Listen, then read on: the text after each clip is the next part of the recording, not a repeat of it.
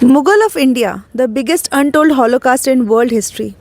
Can you imagine that India's Hindus have suffered at the hands of Arab, Turkish, Mughal, and Afghan occupying forces for a period of like 800 years, is yet firmly unrecognized by the world.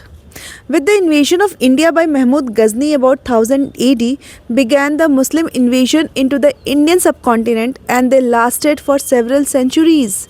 Even Nadir Shah made a mountain of skulls of Hindus he killed in Delhi alone.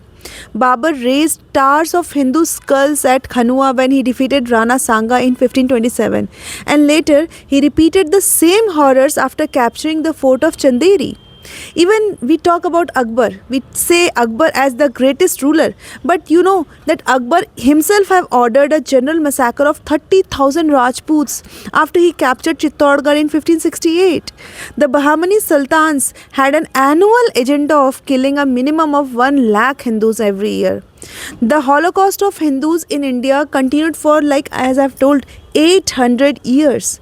We have elaborate, literally evidence of world's biggest Holocaust from existing historical contemporary eyewitness accounts. Even the historians and biographers of the invading armies and subsequent rulers of India have left quite detailed records of the atrocities they committed in their day-to-day encounter with India's Hindus. So everything is detailed, and still it is unrecognized by the world. There has lots of movies that has been made for Jewish Holocaust, but can you imagine that for India's Hindus, how many movies has been created, has been produced so that it can be recognized in the world?